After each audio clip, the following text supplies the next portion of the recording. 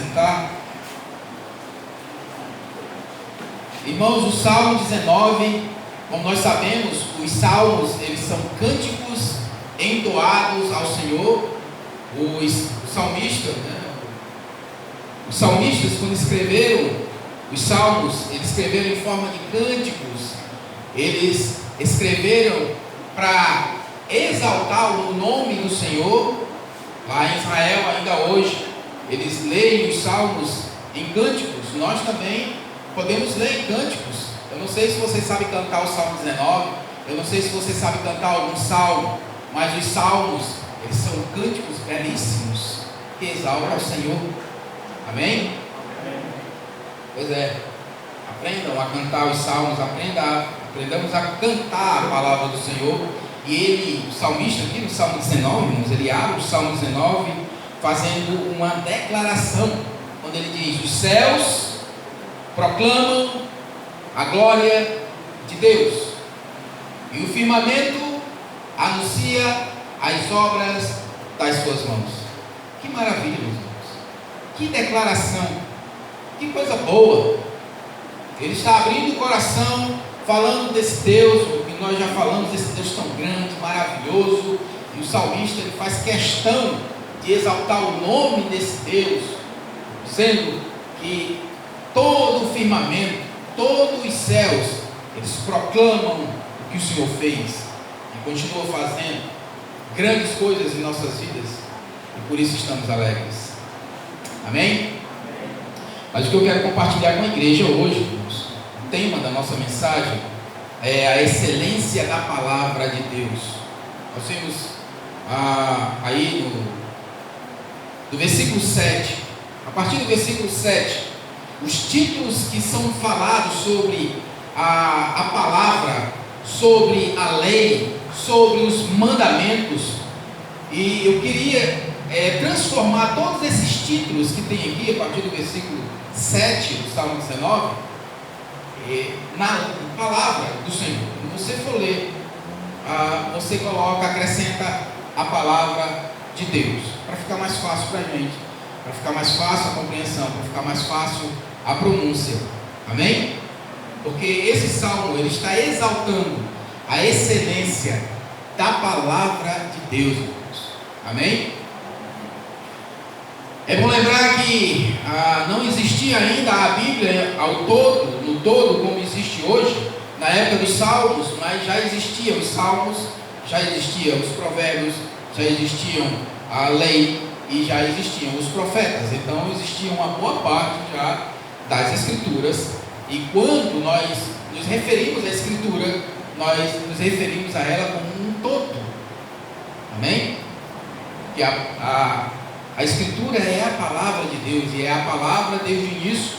Nós já falamos aqui no João capítulo 1, versículo 1, que ele diz: no princípio era o verbo, e o verbo estava com Deus, e o verbo era Deus. Né? Então, João, ele faz uma declaração clara que esse verbo, o verbo da vida, ele não apareceu de uma hora para outra. E quando nós comparamos João capítulo 1, versículo 1, com Gênesis capítulo 1, versículo 1, o que diz? No princípio criou Deus os céus e a terra. Amém?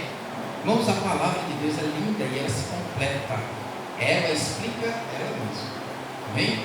Então, se no princípio era o verbo estava com Deus e o verbo era Deus, e no princípio Deus criou tudo, então eles estão falando da mesma pessoa, a mesma referência que ele está fazendo. Amém? Então, versículo 7, que a palavra diz, ele diz: a lei do Senhor é perfeita. Então nós tiramos a lei e colocamos a palavra. A palavra do Senhor é perfeita. Amém? Agora eu digo, você já encontrou algum erro na sua Bíblia? Você pode já ter encontrado, talvez, provavelmente, erro de tradução, erro de português, erro de pronúncia, não da essência da palavra. Amém? Ela é perfeita, ela não contém erro. De forma nenhuma, nós não podemos encontrar erro na palavra. Nos tradutores, talvez, encontramos algum tipo de erro, mas a palavra do Senhor, ela é perfeita. E por ser perfeita, ela traz restauração. Amém? Quantos já foram restaurados por essa palavra? Eu sou prova disso. Nós somos prova disso. Nós somos restaurados, irmãos, por essa palavra perfeita. Nós somos resgatados por essa palavra perfeita. E ela é perfeita na sua essência. Colossenses, Paulo escrevendo aos Colossenses, ele já fala isso. Colossenses capítulo 1, versículo 13 e 14. E ele nos tirou do império das trevas e nos transportou para o reino do Filho do seu amor, do qual nós temos a redenção e a remissão dos pecados. Amém? Isso se chama restauração, transformação. Por isso, essa palavra é perfeita, a lei é perfeita. E quando nós falamos de lei, irmãos, aí a gente pesa um pouquinho aí, porque assim, quando nós nos referimos à lei, ela tem algumas falhas. Quando nós falamos sobre lei humana, quando nós falamos sobre a lei que os homens criaram, essa lei ela é injusta, ela não segue como deveria seguir, ela não faz o que deveria fazer, ela é muito remota, ela é muito morosa, ela deixa as coisas muito a desejar. Então, referindo-se à lei, o que nós achamos é que essa lei, ela nunca vem para restaurar, e sempre para punir. E quando nós olhamos para a lei, infelizmente nós não olhamos para a lei no sentido de restauração, de coisa boa. Sempre nós olhamos como coisa ruim. A lei não é boa, mas a lei é boa. Amém? Vamos dar uma olhada aqui em Romanos. Romanos capítulo 7. Romanos capítulo 7. A partir do versículo 12. A palavra diz assim: por conseguinte, a lei é santa e o mandamento santo e justo e bom. Acaso o bom se tornou em morte? De modo nenhum, pelo contrário. O pecado, para revelar-se como pecado, por meio de uma coisa boa, causou-me a morte, a fim de que pelo mandamento se mostrasse sobremaneira maligno. Então veja bem que o apóstolo Paulo, o homem que entendia de lei, que entendia das coisas que aconteciam, porque ele fazia parte da lei, logo ele era um soldado romano, ele disse que essa lei era boa, era justa, e era santa. Ela é santa. Porém, o pecado, as coisas que estão ao nosso redor, torna essa lei ruim.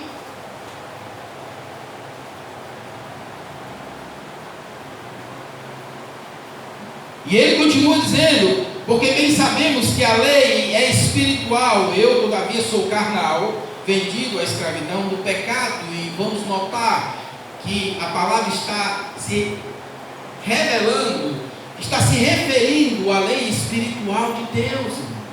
Amém? Então, quando nós colocamos a lei perfeita, a lei da graça, a lei de Deus sobre nossas vidas, então ela é uma lei boa, porque ela nunca vem para nos derrubar, ela nunca vem para nos destruir, ela vem para nos preservar a vida. Amém?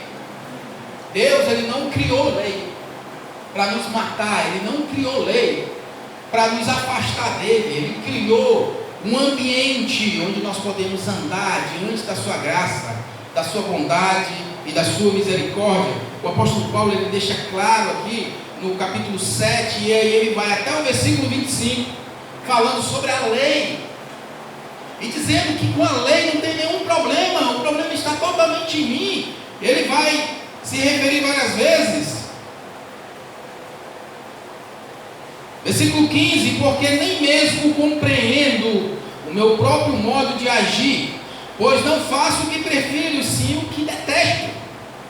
Ora, se faço o que não quero, concordo com a lei que é boa. Nesse caso, quem faz isso já não sou eu, mas o pecado que habita em mim, porque eu sei que em mim, isso é, na minha carne, não habita bem nenhum. Então ele deixa claro que o problema não está na lei, o problema está em nós. Amém? Deus criou a lei santa. O problema é que nós muitas vezes queremos dar o nosso jeitinho, e nesse jeitinho as coisas não andam. Salmo 80, versículos 3, a palavra diz: restaura-nos, ó Deus, e faz resplandecer o teu rosto, e seremos salvos. Restaura-nos, ó Deus, restaura. Meus irmãos, Deus está falando de restauração, Deus está falando de renovação. A sua palavra, ela tem o poder de nos renovar a cada dia, a cada manhã, a cada momento. Amém? Nós estamos num processo de renovação a cada dia. Ela restaura a nossa vida, ela restaura a nossa alma. E por isso que essa palavra é boa, e por isso que ela é santa, e por isso que ela é perfeita. Amém? Por isso que eu sempre falo aqui, quando você chegar aqui, e quando a gente abrir a palavra para ler, não feche a sua Bíblia, deixa ela aberta. Seja a sua Bíblia que está na mão, seja a de papel, né, a mais antiga, seja um aplicativo, deixa aberta, fique lendo, porque afinal de contas nós chegamos aqui com um único propósito: adorar a Deus. Amém? E nós adoramos a Deus através da sua palavra também. Então não feche, acompanhe. É porque eu não tenho, eu não fico à vontade, eu gosto só de ouvir e anotar. Amém? Mas não fique com a mente totalmente à vontade. Prenda sua mente na palavra de Deus. Amém? E o Espírito Santo amanhã vai lembrar a você tudo o que está sendo falado aqui. Amém? Coisa boa. O que ele diz mais? Que a palavra é o que, irmão? O testemunho do Senhor é fiel. A palavra do Senhor é fiel. Amém? Alguma coisa, alguma vez, você já sentiu a infidelidade de Deus na sua vida, irmão? Alguma vez você já provou: Deus foi infiel nisso, Deus não cumpriu isso que falou, se não cumpriu, então não foi Deus. Porque a palavra, ela é fiel. E porque ela é fiel, ela diz, ela dá sabedoria. E nós já falamos aqui tantas vezes sobre sabedoria, e ela dá sabedoria aos simples. A simplicidade, olha, irmãos, eu quero dizer, Deus, ele não tem negócio com a soberba, com o orgulho. Deus, ele trabalha com a simplicidade da nossa alma, a simplicidade do nosso ser, a simplicidade de nunca querer saber mais ou pensar que sabe mais, a simplicidade de se dizer que precisa aprender mais, saber mais de Deus, querer mais de Deus. Deus trabalha nessa simplicidade. A palavra é fiel sobre nossas vidas, irmãos, quando nós nos mostramos fiéis a Ele, quando nós nos mostramos nessa simplicidade de aprender, da simplicidade da sabedoria de Deus. E aqui nós não devemos confundir sabedoria com conhecimento. Conhecimento é uma coisa totalmente diferente, algo que a gente aprende no dia a dia, aprende nas classes de escola, nas faculdades, lendo revista, lendo livro. Isso é conhecimento. Sabedoria, ela só vem de Deus. Amém? A sabedoria, ela vem de Deus, e é graça de Deus. Provérbios capítulo 1, versículo 7, a palavra diz: o temor do Senhor é o princípio do saber, mas os loucos desprezam a sabedoria e o ensino. Existem muitas pessoas, irmãos, que desprezam o ensino da palavra, que desprezam a leitura da palavra, que desprezam aprender mais sobre Deus. Não existe um caminho, não existe outro caminho que nós possamos seguir, a não ser para conhecer a Deus pela sua palavra. E nós podemos ouvir muitas mensagens como essa que estou pregando aqui, muitas. Eu posso ouvir muitos louvores bonitos, como nós ouvimos aqui, mas nada substitui o conhecimento da palavra, a leitura da palavra, aquele momento onde nós sentamos, ali que temos o nosso devocional, que nós devoramos a nossa Bíblia, que nós lemos, que nós comemos, que nós estamos diante do Senhor. Isso nos traz sabedoria. Amém?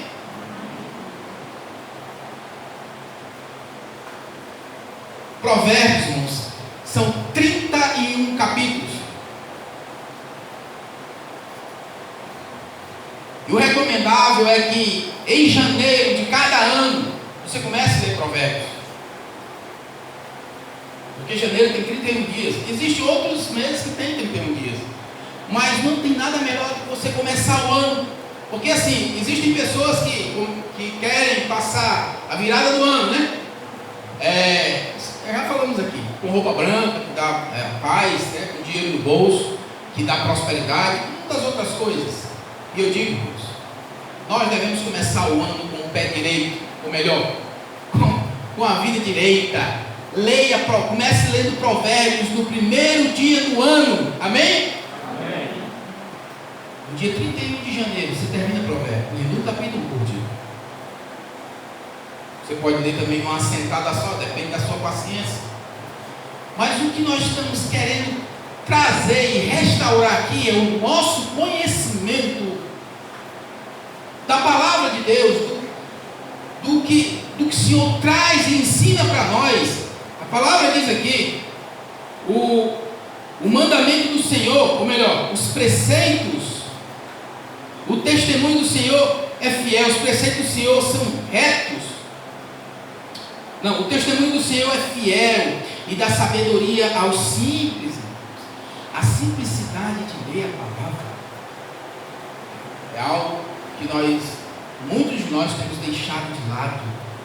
Nós temos tempo para muita coisa, para a internet nem se fala, para as redes sociais nem se fala, mas nós não temos tempo, 5 minutos, 10 minutos para ler a palavra do Senhor. Isso é muito para muita gente. Isso é demais. E a palavra do Senhor diz que essa palavra ela dá sabedoria. Amém? Tiago capítulo 3, versículo 17. Tiago 3, versículo 17, a palavra diz assim: a sabedoria, porém, lá do alto é primeiramente pura, depois é pacífica, é indulgente, tratável, plena de misericórdia e de bons frutos, imparcial e sem fingimento. Essa é a sabedoria que vem de Deus. Você lembra de um homem sábio, que a Bíblia sempre fala nele? Salomão. Diz que Salomão foi um dos homens mais sábios que existiu. A sabedoria que ele tinha era uma sabedoria para governar, era uma sabedoria segundo o mundo, era uma sabedoria pelo seu conhecimento, não o conhecimento de Deus. A sabedoria de Deus é algo que o Senhor coloca no nosso coração e nós seguimos em frente. Ele dá sabedoria àquele que é simples diante da sua palavra. Amém? Outro título que ele fala, os preceitos, né? Os preceitos do Senhor são retos e alegram o coração. A palavra do Senhor é reta. A palavra do Senhor, ela não tem atalhos. A palavra do Senhor, ela tem um caminho certo, é o caminho do nosso coração. E por ela ser reta, e por ela não ter curvas, irmãos, ela traz alegria àquele que está com essa palavra. Nós tivemos aí um período de pandemia que muita gente estava trancada, que não podia sair de casa. Ainda não pode, né? Mas está mais, digo, maleável. E no início dessa pandemia, muitas pessoas se agarraram a Deus, se agarraram à palavra, se agarraram aos louvores, se agarraram às orações, mas por um período muito curto, logo abandonaram, logo deixaram de lado. E muita gente entrou em desespero, e muita gente começou a declinar. A palavra do Senhor diz que essa palavra, ela é reta e ela traz alegria. E por que nós nos alegramos? E por que nós deixamos que essas circunstâncias e todas essas coisas, ela tome a nossa vida, ela nos invade de tal forma que tira essa palavra do nosso coração? Filipenses capítulo 4, versículo 4, o Paulo está escrevendo aos Filipenses, ele diz: alegrai-vos no Senhor. Outra vez vos digo, alegrai-vos. Tenha alegria, meu irmão. Não pelas circunstâncias, mas porque Deus está conosco. É o que Jesus sempre falou nas bem-aventuranças. Bem-aventurado os limpos de coração, bem-aventurado aquele que teme a Deus, bem-aventurado. O que é bem-aventurança? É a alegria interior, independente das circunstâncias externas. E de onde vem essa alegria interior? Ela não vem de qualquer outro lugar, mas ela vem da palavra de Deus. E como eu estou falando, você pode ligar o seu rádio e passar o dia ouvindo louvor. Você pode ouvir aquele melhor pastor que existe, que você conhece. O cara prega e faz muito, e faz isso. Se nós não tivermos relacionamento com Deus, através da sua palavra e através da oração, nada disso funciona. Amém? Porque aquela palavra, ela toca no momento. O louvor, por mais espiritual que seja, ele toca no momento, mas ele não permanece. Ele tem o seu tempo de validade. A palavra não. Ela está firme, ela é reta. Amém? E ela traz essa alegria tremenda em nossas vidas. Vamos lá para o Salmo, capítulo 4, Salmo 4, versículo 7 e 8. E a palavra diz assim: mais alegria me puseste no coração do que a alegria deles. Mais alegria puseste no meu coração do que a alegria deles. Quando? Quando lhes dá fartura de cereal e de vinho. Irmãos, o mundo se alegra, sabe quando? Quando acerta na loteria. Ah, meu irmão, se eu acertar na loteria, todos os meus problemas estão resolvidos. Ah, mas se eu comprar aquele carro, ah, mas se eu ganhar aquele dinheiro, ah, mas se eu fizer isso, ah, mas quando eu faço as compras, que eu encho o meu armário, ah, é uma alegria tamanha. Ah, quando ele diz: quando eu estou na mesa do vinho, quando eu estou de cara cheia, ah, é tão bom, eu fico tão alegre. A palavra diz que tudo isso é como o vento. Provérbios, Eclesiastes diz que tudo isso é vaidade, vai embora como o vento, e isso acaba em nada, meu irmão. A palavra diz: mais alegria puseste no meu coração do que a alegria deles, quando eles se alegram por qualquer coisa. Quando eles se alegram por coisas passageiras, quando eles se alegram por coisas que não valem nada, por coisas que vão embora. A alegria é verdadeira, irmãos. Nós encontramos na palavra, nós encontramos em Cristo. Amém? E o que ele diz no versículo 8? Em paz eu me deito, e logo pego no sono. Por quê? O Senhor me faz repousar em segurança, meu coração está alegre. Eu estou tranquilo. Tem um boleto para pagar amanhã, tem um monte de coisa estourando aí, mas eu estou com o coração alegre. Eu sei que o Senhor, de alguma forma, Ele vai fazer um meio dessas coisas acontecerem na minha vida, irmãos. Nós não estamos aqui falando de história da carochinha, nós estamos falando da palavra de Deus. Amém? É a palavra de Deus.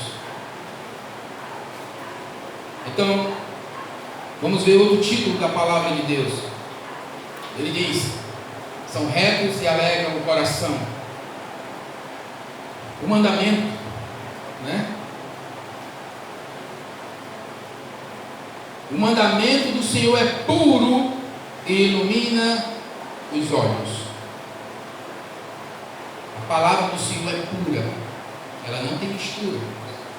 A palavra do Senhor, ela é algo límpido, como água. Você já tomou água misturada? Você pega água e bota sal. Você pega água e coloca um pouquinho de leite. Você pega água e coloca alguma outra substância para tomar. Não é água. Assim não é a palavra.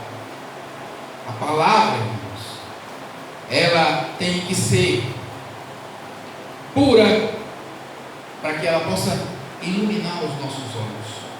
Isso fala de visão espiritual. É uma das coisas, irmãos, que a igreja tem perdido nesses tempos. Nós enxergamos muito bem com os nossos olhos, e quando a gente não enxerga bom, né? A gente tem os amigos aqui, a gente faz um exame de vista, e aí a gente compra um óculos e as coisas melhoram. Ou faz uma cirurgia, aqueles que precisam de fazer uma cirurgia e tudo volta ao normal. Na vida espiritual não é dessa forma. Na vida espiritual nós precisamos enxergar mais longe. E eu digo, na vida espiritual nós só enxergamos mais longe se nós estivermos na palavra do Senhor. A palavra diz que é ela quem ilumina os nossos olhos. Então, ela é o nosso oftalmologista. Amém? Amém. Lá em Apocalipse, ele diz que tu és pobre, cego e nu. Ele diz, eu te recomendo que compre roupas de mim, vinho fino. Eu te recomendo que busque tesouros bons de mim. E eu recomendo que compre colírios. Lá em Apocalipse capítulo 13. Eu recomendo que compre colírios para colocar nos seus olhos, para que enxergue melhor. Amém? Eu quero contar uma história, está lá em 2 Reis, capítulo 26. A palavra diz, irmãos, ou melhor, 2 Reis, capítulo 6, conta a história de Geazi e o profeta Eliseu. Essa história é interessante, porque ela fala de cegueira espiritual. O exército de Israel estava sendo cercado pelo exército da Síria. 2 Reis capítulo 6. E diz o texto ali que uma certa manhã o moço se levanta, Geazi, e ele olha para os montes e ele vê toda a cavalaria do exército da Síria cercando o acampamento. E ele chama o profeta e diz: o negócio pegou aqui, o exército está todo aí, nós não temos para onde ir.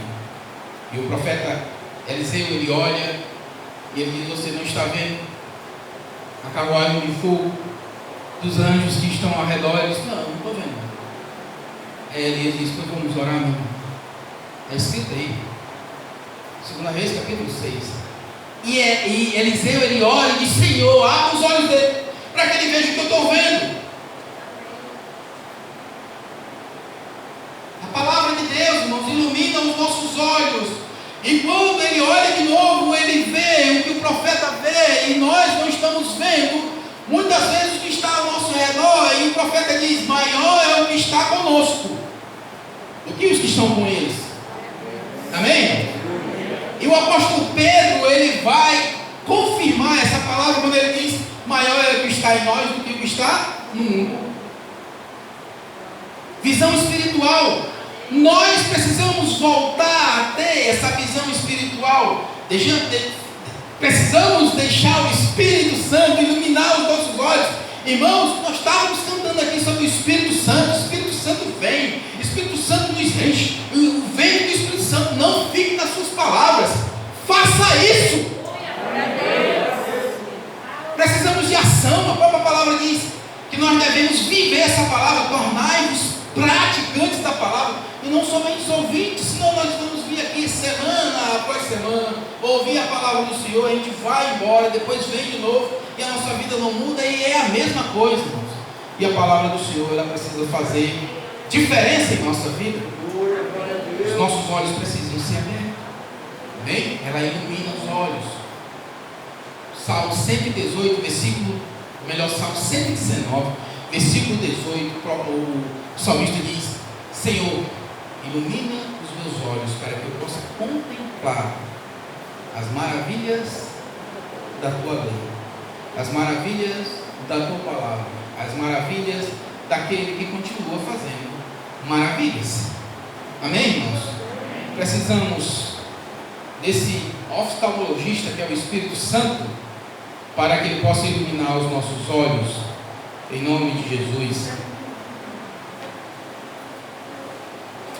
Ele continua dizendo: o temor do Senhor é límpido e permanece para sempre. O temor do Senhor, nós lemos em Provérbios capítulo 1, versículo 7, que o temor do Senhor é o princípio da sabedoria. O temor do Senhor é límpido. O temor do Senhor, ele permanece para sempre. Quando nós tememos a Deus, temer, eu já falei aqui, não é ter medo, não é ter temor do Senhor, não é ter medo de Deus. Fala de respeito, de responsabilidade, de saber que Ele é Deus, de saber de quem nós estamos à frente, de saber que nós nos prostramos diante dEle. Isso é temer a Deus, não é ter medo de Deus. E a palavra diz aí no Salmo 33, 18: eis que os olhos do Senhor estão sobre os que o temem, sobre os que esperam na sua misericórdia. Os olhos deles estão sobre aqueles que o temem, sobre o temor. O temor do Senhor está sobre nós. O temor do Senhor é graça de Deus, irmãos. Eu quero que você dê uma olhada aí em Isaías capítulo 11. Isaías capítulo 11, versículo 1 e 2. Ele diz assim, Isaías 11, versículo 1 e 2, ele diz: do tronco de Jessé sairá um rebento, e das suas raízes um renovo. Repousará sobre ele o Espírito do Senhor, o Espírito de sabedoria, o Espírito de entendimento, o Espírito de conselho, o Espírito de fortaleza, o Espírito de conhecimento e de temor do Senhor. Amém? Todos esses espíritos, os 7 espíritos, os profetas Isaías fala que viria do tronco do Jessé, que sairia um rebento, e das suas raízes um renovo. Ele fala do Messias. Sobre o Messias estavam todos esses espíritos, ou melhor, está o Espírito Santo operando em todos esses sentidos, e sobre esses espíritos estava o temor do Senhor. E esse também deve estar sobre nossas vidas. Devemos temer ao Senhor, não